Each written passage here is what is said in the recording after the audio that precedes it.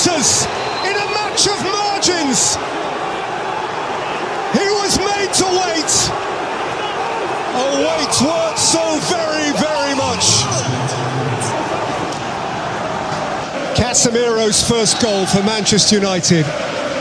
Massively valuable, dramatically late.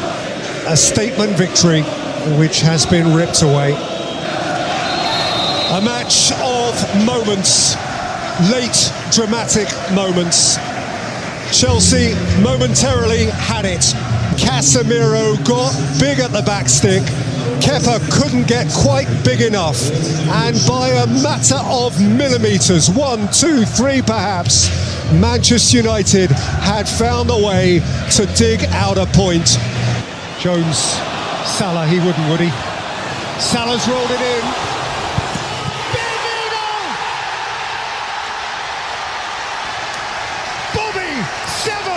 Heaven! It's madness! These now are crazy numbers. Liverpool, utopia. An unimaginable zenith for Manchester United. A crushing nadir. Inexplicable, illogical, irrational. Scarcely digestible, barely conceivable. A story at Anfield of restored faith, restored verve, restored appetite. That is Liverpool as you remember them, and that is Manchester United as they would rather forget.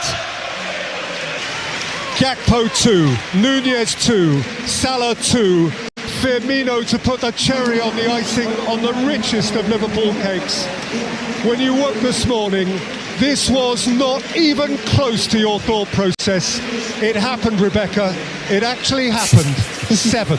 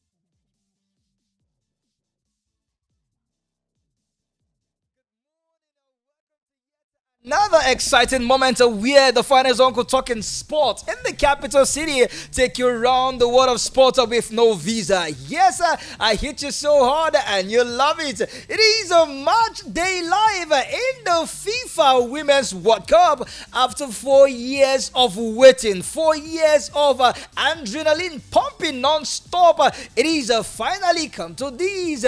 Welcome to Sport Beat on the 20th day in the month of July 2023. And this is special. This is unique, Abuja.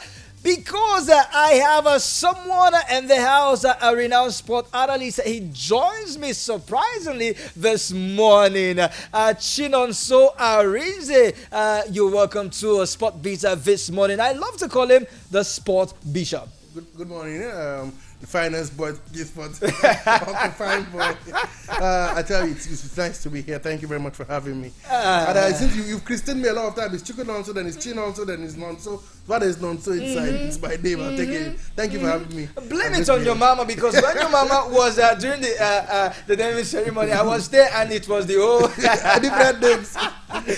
All right, so let's get into the show proper, because we are pressed for time.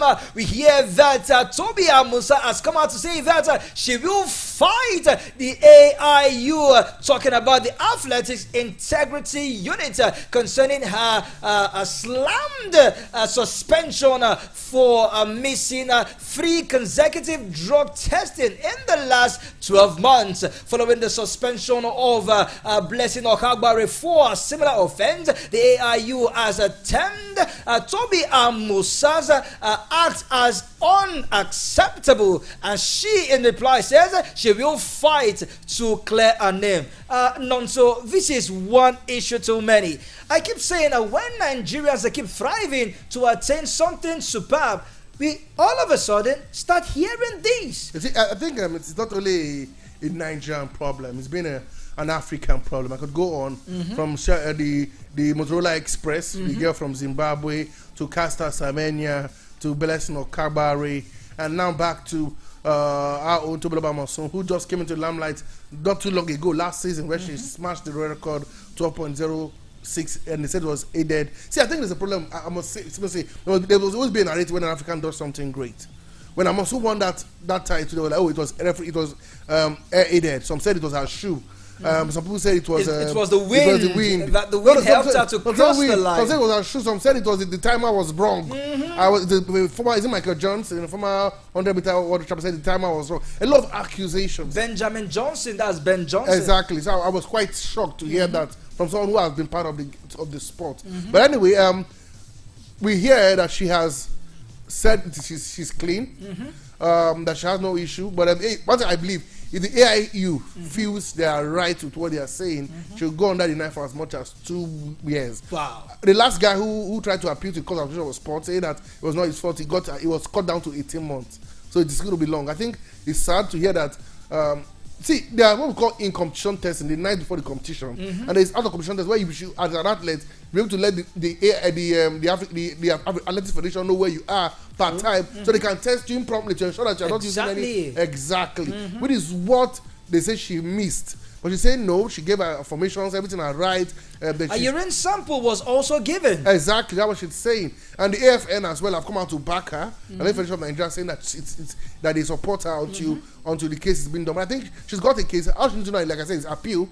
And let's see what the result is. But I think she's been a great. She's the biggest name in athletics in Nigeria. No doubt, she is, and not just only in Nigeria, but in Africa and in the world, because she is the world champion of the 100 meters hurdles. Yeah. All right, let's quickly cross away from Toby Amusa and talk rugby. As the Nigerian senior men rugby national team, the Black Stallions, have been drawn in Pool B of African men's rugby 7 Olympic qualifiers. We hear that the draw that was conducted yesterday saw the Black Stallions of Nigeria would take on the Swaja of Kenya, the Welsh Savage of Namibia, and Zambia for a place in the quarterfinal of the tournament. The Black Stallion of Nigeria. These men have been quite incredible in the last few months. Do you see them dominating the likes of Namibia, Kenya, and Zambia for the ultimate prize, ultimate slot for the Olympics 2026? It's going to be tough because we all know Nigeria. Rugby is not our biggest sport. No doubt. But in recent times, they've been a growth. We saw that with the qualifier in Mauritius, where they spanked everything except and lost only to Algeria in the finals. I think the biggest name in that group is Kenya, because they are one of the best teams in Africa when it comes about rugby. But with the way it's going with the new coach, imagine a coach as highly rated as Steve Lewis coming down to coach our own Black Stallions. I spoke with Demola Are, the president of the NRFF, and all his aspiration for the team, the fact they're getting sponsors, and the fact that they're having competition, both male and female. Doing so well. Don't forget, some few weeks back, they just ended the 7th series all the way in Sasaba.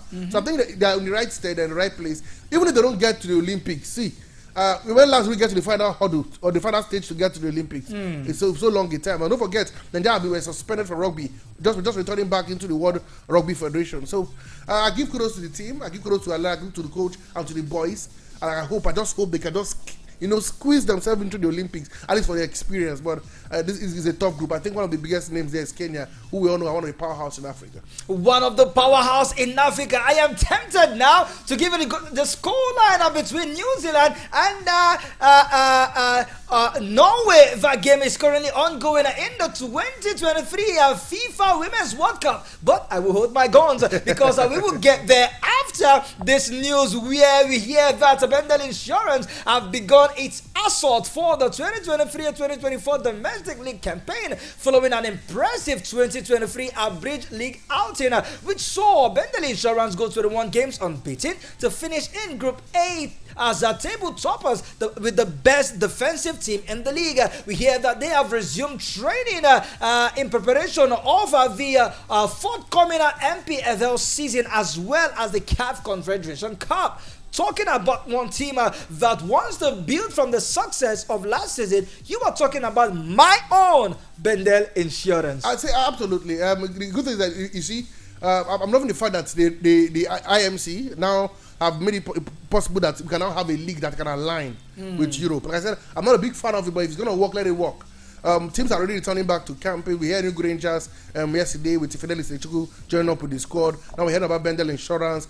Today also we heard about Sporting Lagos and their plan for next season. We've even heard they want to build a 6,000 capacity stadium in Lekki. So there is this buzz about getting the teams together to start up their campaigns and prepare them for the MPFS season come the start of August. August is the tentative date anyway. We saw that the club owners did their election as well. They decided who will be the secretary, who will be the president, the vice president, and as well we have two of the club chairmen in the board of the NFF. So I think the operation is going smoothly. I could also have to go to the IMC. Benga Lebele, Honorable Benga, who's done so well with the league. I think the league has improved by 2 or 3 steps than where it was when it came in. Indemnities have been paid, and the nice one for better insurance, they need to start preparing now. You know why? Their own is even more serious because they will start before others, because they'll be playing the continent. Yes, which is very key. Nigeria preparations. I'm scared. What I watch with the Super 8 and just I'm scared with it for our teams in the continent. Whether it's Remo Star, whether it's Bendel Insurance, whether it's Enyimba, whether it's West United. I'm scared. Scared in what sense? Positively or negatively? Negatively. Why? Because of the quality of football I saw them play. Don't forget, like I said, the West United lost as much as 10 players, and they have not recouped enough. Enyimba with their internal wrangling, new chairman, who is this, who is that, you get, and the way they played, and the coach, according to Finny, just said it was fatigue. And this is a team that will play in the next 2-3 weeks in the continent. Remo Stars, flatter to deceive, lost twice to a team just coming from the relegation zone in Sporting Lagos in less than a week. And then finally, Bendel Insurance. We saw how they lost gas towards the end of last season after having a wonderful run. So I think kudos to them. I'm happy that I've already started camping. Coaches are already working. Players are now coming in. New signings are now getting part of the team. We must not forget to mention that a new signing away from the African scene, away from the Nigerian scene. Let's touch down Australia. Let's touch down New Zealand. In fact, let's touch down Europe.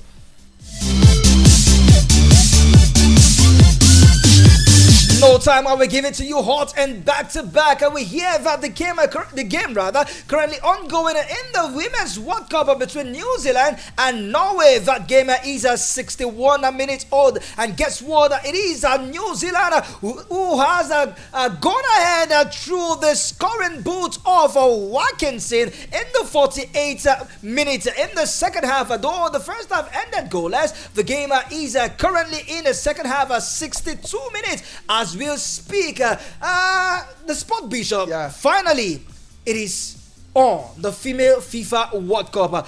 We also hear that initially there was some fears that it might not hold, but we have it upon us. Some persons will be saying, but why early morning? Why is the game right now? Let's not forget to mention that is the time difference. Yes, the time difference. But the Super Falcons will be their game will be coming on bright and early, 3:30 a.m. When others will be sleeping, we will be seeing that game. But quickly talk us through the game between New Zealand and Norway. I've been monitoring the game. We all know Norway are the favorites in this one on paper. Really? Yes, they've got one. They are head-to-head. They have played. They have met twice with both teams winning each 1-1. So I'm talking about right now on the rankings. All I right. think Norway is 13th. New Zealand is 14th. Norway has got former Ballon d'Or winner in Anna Hadegaard in the team.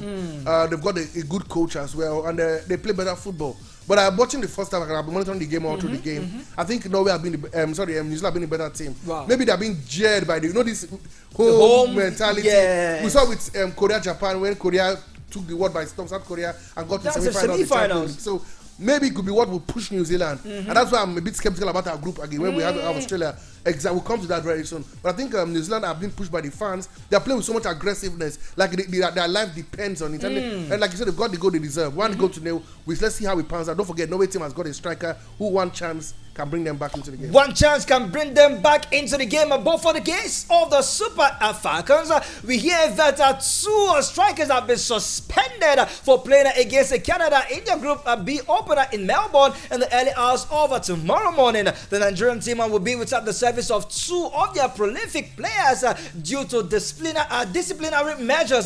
Both of them are Rashidat Ajibade and Alimatu Ainde. Both have been declared suspended.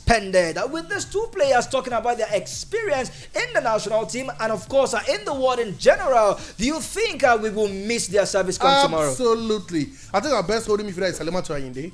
But despite she's over 30, she's got a cool head. She can pass the ball. She can work so hard. I think her marking ability has been exquisite. We saw that at the WAFCON. She was one of our best players. That's why we had a very bad tournament. Same with Rashida Ajibade. She seems to have picked up the mantle where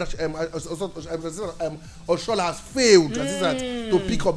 I don't think for the national team the past 34 years that has stepped up the plate. True. But I've been Rashida all through. She got, I think, was the top scorer in the WAFCON as well. And her goals will be sorely missed. She's a workaholic. She's a tireless worker, and she's scored lots of goals. That will be missed. For Levamatu, I wonder who will sit back and defend. Most of the players we've got are attacking midfielders, and she's going to be the first choice defensive midfielder. You can't throw in Deborah Abiodun into the mix, her first game, into the World Cup. It's going to be tough. So, it's going to be tough, but I wish I can do more stories. I wish I can go on and on about my time.